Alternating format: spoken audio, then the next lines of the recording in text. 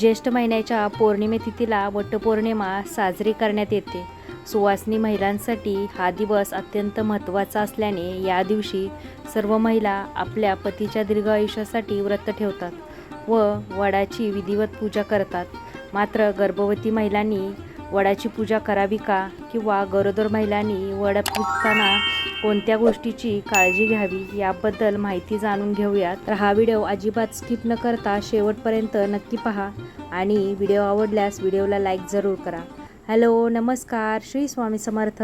मी रेश्मा तुम्हा सगळ्यांचं रेश्माच्या दुनियादारीमध्ये पुन्हा एकदा स्वागत करते। वटपौर्णिमेच्या दिवशी सुवासिनी महिला व्रत ठेवून 7 जन्म हाच पती मिळावा म्हणून वडाच्या झाडाची पूजा करतात व आपल्या सुखी संसारासाठी प्रार्थना करतात।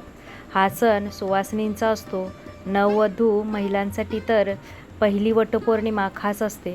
मात्र वडाची पूजा करताना किंवा वटपौर्णिमेचं व्रत हे गर्भवती महिलांनी करावे का याबाबत अनेकांना माहीतच नसते। वटपौर्णिमेच्या दिवशी जर एखादी महिला गरोदर असेल तर त्यांनी वडाची पूजा करताना काही गोष्टींची काळजी घेणे आवश्यक असते। इतर महिलांसारखी वडाची पूजा गरोदर महिला करत नाहीत।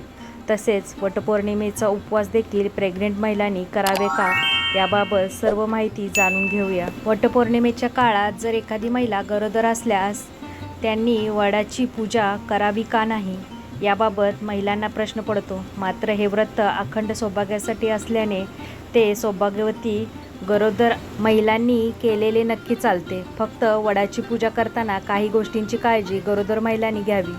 वडाची पूजा करताना गरोदर महिलांनी कोरडी पूजा करावी, म्हणजेच तुम्ही वडाला दिवा लावून फळे नैवेद्य दाखवून पूजा करू शकता, मात्र ओटी भरू शकत नाही। गरोदर स्त्रिया ओटी भरत नसल्याने त्यांनी केवळ कोरडी पूजा करावी। तसेच वडाच्या झाडाला प्रदक्षिणा मारू नये।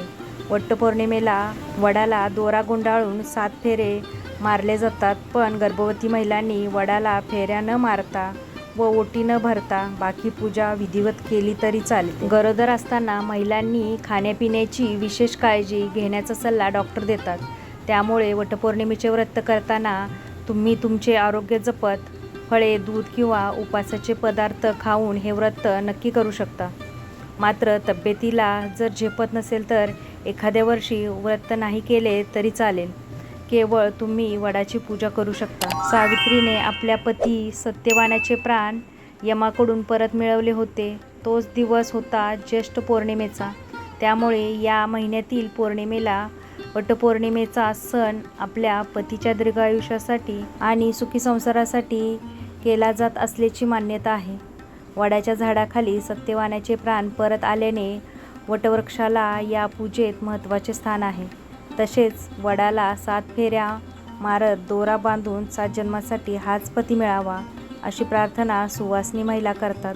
त्यामुळे हा सण प्रत्येक विवाहित महिलांसाठी खास असल्याने या दिवशी सुवासिनी महिला वडाची विधिवत पूजा करतात। तर मैत्रिणींनो, तुमच्यापैकी कोणी एखादी स्त्री गरोदर असेल तर या व्हिडिओमध्ये जी माहिती दिलेली आहे त्या माहितीचं पालन करून व्रत केलं तरी चालेल।